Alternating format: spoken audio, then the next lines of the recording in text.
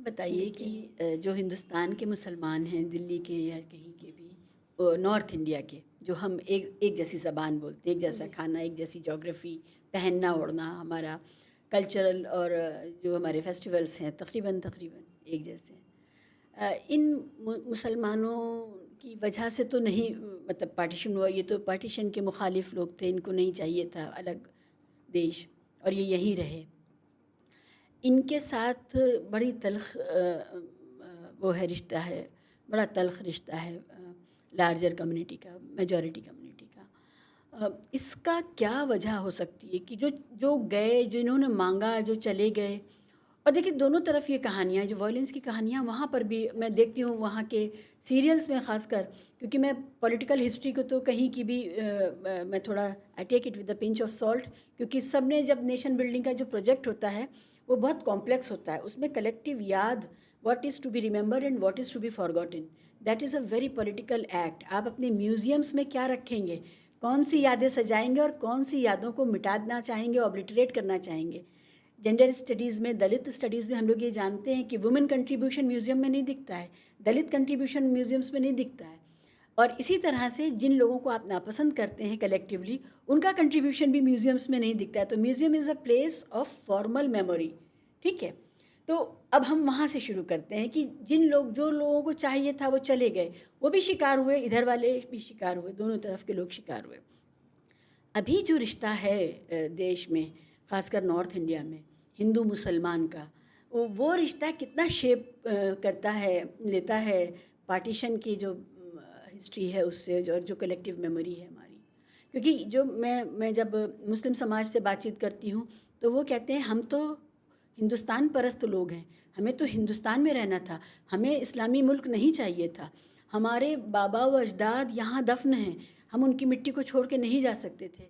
और ये एक कंटिन्यूटी में है ये नैरेटिव, कहीं पर भी ये नहीं है कि हम भी चले जाते हैं। जैसे आजकल सोशल मीडिया का दौर है, हम बहुत सुनते हैं पाकिस्तान वाले लोग जब यहाँ पर लिंचिंग्स की घटनाएं होती हैं और वीडियोस पर होते हैं, तो यूट्यूब पर कमेंट्स में मुझे दिखता है नीचे कि जिन्ना वॉज सो राइट, इस तरह की बातें, और अच्छा हुआ कि हम इधर आ गए।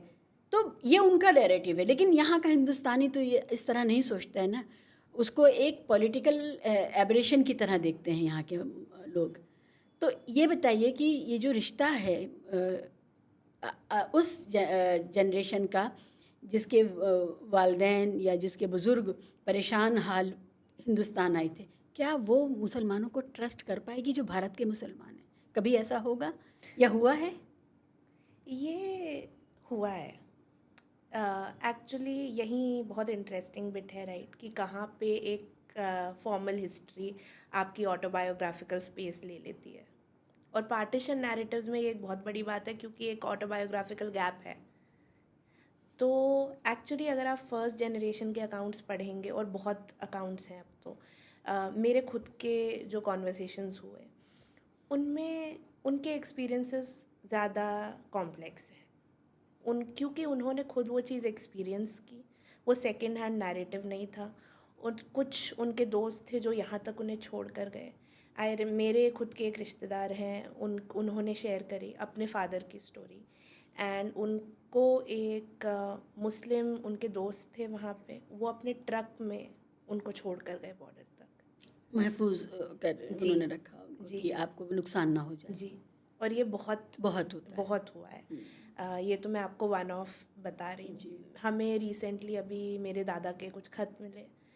क्लियरली उनके मुस्लिम फ्रेंड्स उनको लिख रहे हैं, decades after they migrated. Oh really? या वेरी इंटरेस्टिंग। तो एक लेटर 56 का है, एक 78 का भी है, जब उनके बच्चे लिख रहे हैं।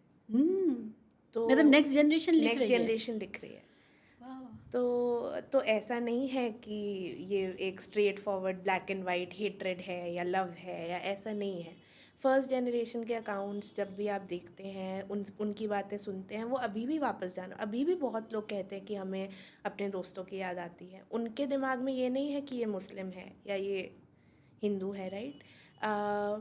जैसे जैसे ये नेशन स्टेट का प्रोजेक्ट आगे बढ़ा, तो स्टेट भी एक मेमोरी क्रिएट करता है, वो बहुत इम्पॉर्टेंट होती है एक कलेक्टिव आइडेंटिटी फॉर्म करने के लिए। और इस मुद्दे को हमेशा बहुत पॉलिटिसाइज ऑफ कोर्स किया गया है। It will be naive to say कि नहीं किया पूरी है। हमारी सियासत इसी पर बेस करती है, जी इसी नफ़रत पर। हमारे पास जो मेटा नैरेटिव है रिलीजन, जो पॉलिटिक्स का, वो रिलीजियस हेट्रेड का है। ये बहुत अफसोसनाक और बहुत नेगेटिव बात है किसी भी सोसाइटी के लिए कि आप सब कुछ यहाँ से तय करें और बाकी सारी चीज़ें जो असली मसले हैं देश के लोगों के, वो सब कुछ सेकेंडरी हैं। पहले नफ़रत को एड्रेस करना है, पहले जो नफ़रत ने जो दिया है वो उसके हिसाब से हमें चीज़ें करनी है, पॉलिसीज़ करनी है, कानून बनाने हैं, सब कुछ है। जी। और मैं अंडर रिप्रेजेंट नहीं करना चाहती। डिफरेंस सी कल्चरल डिफरेंसेस होते हैं, राइट? हर एक कल्चर होता है अपना, लेकिन टू से कि दो कम्युनिटीज़ में हमेशा से हेट्रेड थी, ये हिस्टोरिकल है, ये ट्रू नहीं है। मतलब ये तो आपने सच ही बहुत नहीं ज़रूरी है। बात कही भावना। आप कह रही हैं कल्चरल डिफरेंसेस सब में होते हैं। अभी जब कुछ 2-4 साल पहले जब हरियाणा में जाट वर्सेस हिंदू हो गया, I was completely taken aback कि भाई ये भी हो सकता है। एक ही जगह के लोग, अड़ोसी पड़ोसी, उनका वर्सेस क्रिएट हो गया, उनकी बाइंड्री वर्स क्रिएट हो गई।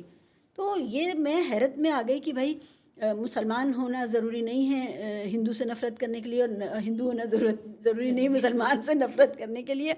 नफ़रत एक इतना आसानी से आ जाने वाला एलिमेंट है, एक्टिव एलिमेंट है, जो शायद मुझे लगता है प्यार अंधा नहीं होता, नफ़रत ज़्यादा अंधी होती जी।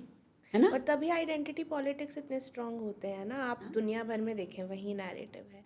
और तभी आइडेंटिटी समझना बड़ी इंपॉर्टेंट चीज़ है कि आपकी खुद की आइडेंटिटी कहाँ से आ रही है, आपके रूट्स क्या हैं, ताकि आप वो चैलेंज अपने जहन में तो कर पाएँ। वो नैरेटिव जो आपको फीड ही किया जा रहा है एक तरीके से, या आपको जो हिस्ट्री खुद की आपकी बताई जा रही है वो कितनी सच है।